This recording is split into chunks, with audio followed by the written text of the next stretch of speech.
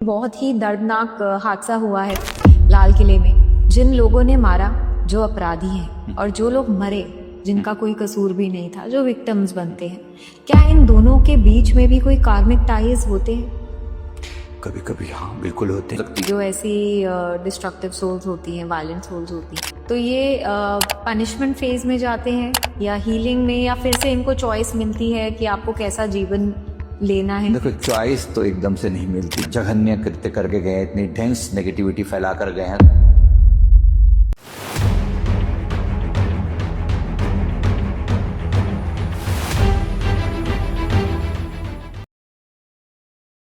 आपके साथ सर हमेशा जब भी मेरी कॉन्वर्सेशन होती है एक नई अंडरस्टैंडिंग लेके जाती है, and for our audience also हमें बहुत कुछ समझने को मिलता है। आज हम जिस टॉपिक पे बात करेंगे वो भी उसे भी समझने की बहुत ज़रूरत है, and it's a sensitive topic also. हम लोग बात करेंगे सोल कॉन्ट्रैक्ट पे, कैसे जो चीज़ें हमारे साथ होती हैं वो ऑलरेडी प्री प्लान्ड होती हैं या हमारे कर्मों की वजह से होती हैं या हमारी कुछ फ्री विल होती है या नहीं होती। And also we'll talk about जो वायलेंट सोल्स होती हैं, जो डिस्ट्रक्टिव सोल्स होती हैं, हिंसक आत्माएं जिसे हम कहते हैं, उनका जन्म क्यों होता है, उनका भी क्या कोई सोल कॉन्ट्रैक्ट होता है? तो इस पे आज हम आपसे समझेंगे सर। तो सबसे पहले हम स्टार्ट करते हैं, बिकॉज अभी बहुत ही दर्दनाक हादसा हुआ है लाल किले में। तो मैं आपसे ये जानना चाहती हूँ, ये जो डिस्ट्रक्टिव सोल्स होती हैं, हिंसक आत्माएं होती हैं, जो नेगेटिव चीजें ही हमेशा करती हैं, उनका पहली बात है जन्म ही क्यों होता है? क्या ये कोई हायर स्पिरिचुअल रीजन है इसके पीछे, या उनका कोई पास्ट लाइफ कार्मिक पैटर्न ऐसा है कि वो ऐसे जन्म लेते हैं? ये बड़ा सेंसिटिव टॉपिक है, फिर भी मैं जितना एक्सप्लेन कर सकता हूँ। देखो, इसमें सबसे पहली बात को समझना जरूरी है। जैसे अभी हम इस व्यक्ति की बात कर रहे हैं जिसने खुद को, अपने आप को मार डाला और सारे बाकी सबको भी, कितने सारे लोगों को साथ में मार डाला जी। ऐसे सोल, ऐसी आत्मा। अब उसने उससे एक दिन पहले इंटरव्यू में रिकॉर्ड करके Correct. आपने सभी ने देखा है बिल्कुल। कि वो बोल रहा है कि ये भी कोई आसान काम नहीं होता। वो अपने आप को जस्टिफाई कर रहा है बिल्कुल। मरने से पहले कि मैंने जो किया वो कितना महान कार्य है, आपको क्या पता। वो वास्तव में सबको ये बताना चाह रहा है अपनी टूटी फूटी भाषा में। उसने जो समझाया असल में वो ब्रेन वॉश्ड है, सिंपल सी भाषा में ना। बात ये कि इस केस में तो हमें दिख रहा है किसने ब्रेन वॉश किया उसका। जी। किसने ब्रेन वॉश किया? वो जो पीछे उसके आका बैठे हुए हैं, जिन्होंने उसके दिमाग को इस तरीके से कंट्रोल किया और ब्रेन वॉश करके वो क्या गेम खेलना चाह रहे हैं। ये सब सत्ता के पुजारी हैं, इनको पावर चाहिए सीधी भाषा में।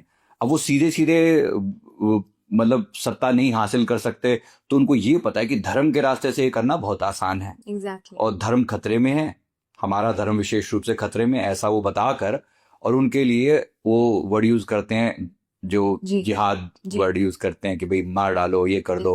अब इसके निमित्त, अल्लाह के निमित्त, परमात्मा के निमित्त मार देना किसी को उनके लिए जायज वो ठहरा देते हैं।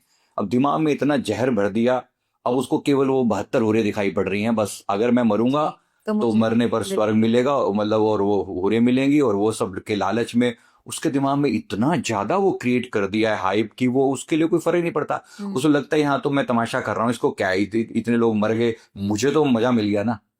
Very simple.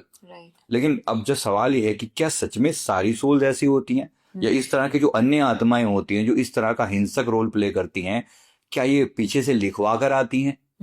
अब देखो, इसका मैं अपने एक एग्जांपल के साथ बताता हूँ। मेरे एक क्लाइंट हैं जो बहुत ही हिंसक प्रवृत्ति की चीजों से गुजर रहे हैं। अच्छा। बहुत एग्रेसिव हैं। अच्छा। उनका ट्रीटमेंट चल रहा है, हो रही हैं चीजें, हम भी अपने लेवल पर हीलिंग भी कर रहे हैं।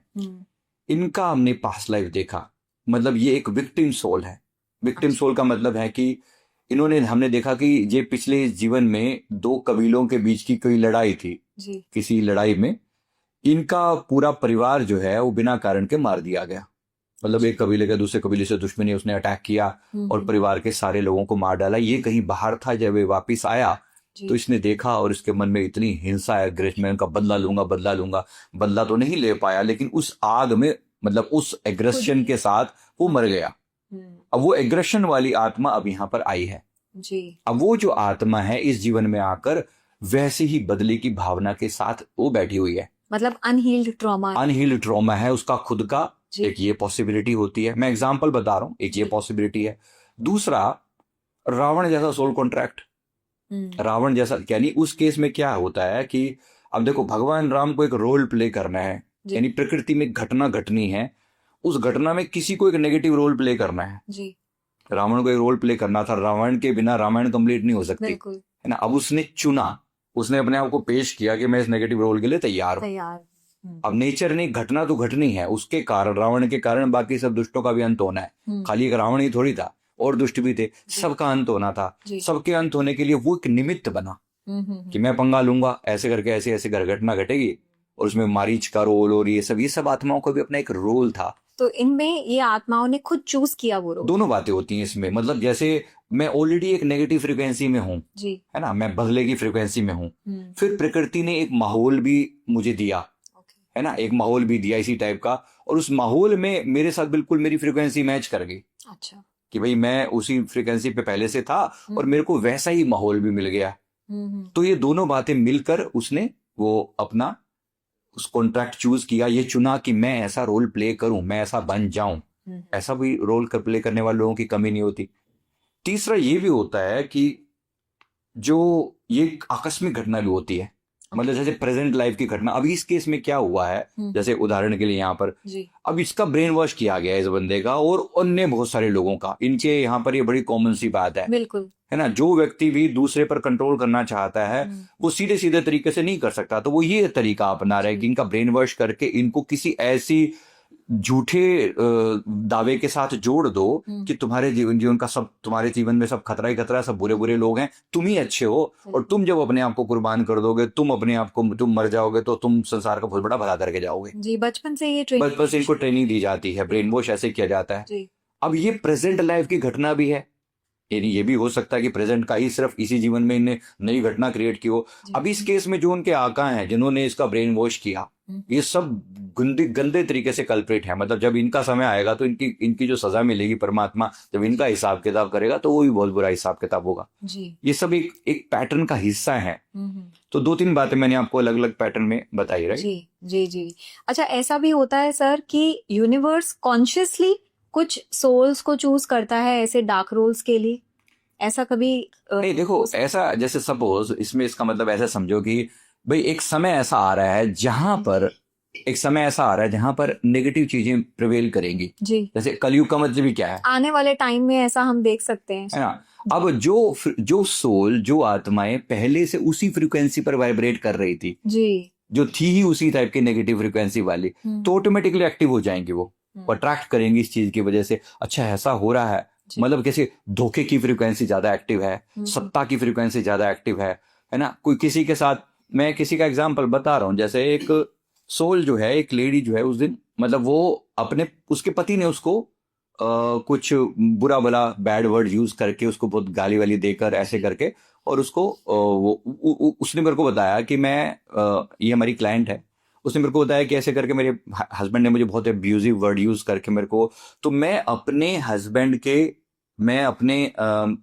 बारे में बहुत उल्टा सीधा नेगेटिव सोच रही थी कि बहुत बुरा आदमी है ये, ऐसा वैसा वैसा वैसा वैसा। और तब से उसने कहा कि मेरा माइंड जो है ना बड़ा, उसके बाद से मतलब मेरी तबीयत इतनी ज्यादा खराब रहने लगी, मैं लगातार डिप्रेशन में आती चली गई, एक घटना के कारण। अब मैंने जब उसकी एनर्जी को चेक करके देखा तो उसकी एनर्जी में एक शैडो स्पिरिट मुझे दिखाई दी। अच्छा शैडो स्पिरिट दिखाई दी। वो शैडो स्पिरिट कौन थी, जब उससे कनेक्ट करके देखा गया उस स्पिरिट के साथ कि ये कहाँ से आई है, तो उसने बताया कि ये वो एक सोल है, वो भी एक स्त्री थी, वो भी अपने पति के द्वारा सताई गई थी और वो उसके आसपास में घूम रही थी। जब इसने देखा कि ये उसी सेम फ्रीक्वेंसी पे वाइब्रेट करने वाली एक सोल तो अपने पति के प्रति वो जो कर्स कर रही है, उसको बुरा बोल रही है, इन दोनों की फ्रीक्वेंसी मैच कर गई, तो वो सीधी सीधी इन दोनों की फ्रीक्वेंसी ज्वाइन होगी। मतलब उसने इसके ऑरा में एंटर कर लिया, इसके ऑरा पे कब्जा कर लिया।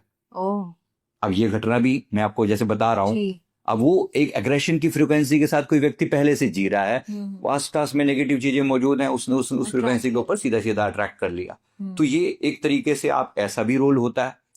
कभी कभी मैंने यूनिवर्स वाली बात करी कि भाई जैसे राम जी की जब जीवन कथा लिखी गई तो एक रोल खाली रहेगा, भाई रावण कौन बनेगा, वो भी एक बात है ना, सोचिए। जी और रावण क्या है, वो पहले से तैयार है इस बात के लिए, भी भगवान के हाथों मेरा वध होगा। अब इसको हम पॉजिटिव वे में दिखा रहे हैं जी कि भाई मेरा वध भगवान के हाथों से होगा। वो जानती है वो सोल कि ऐसा होने से उसका भला होगा। बिल्कुल ऐसा भी हो सकता है कि जी उसका भला, उसको लगे कि मेरे ऐसा रोल प्ले करने से इसका भला होगा, मतलब ओवरऑल जो है संसार का भला होगा। क्योंकि राम कथा तभी कंप्लीट होगी जब रावण बीच में होगा। तो ये भी हो सकता है कभी कोई ना, ये रोल भी।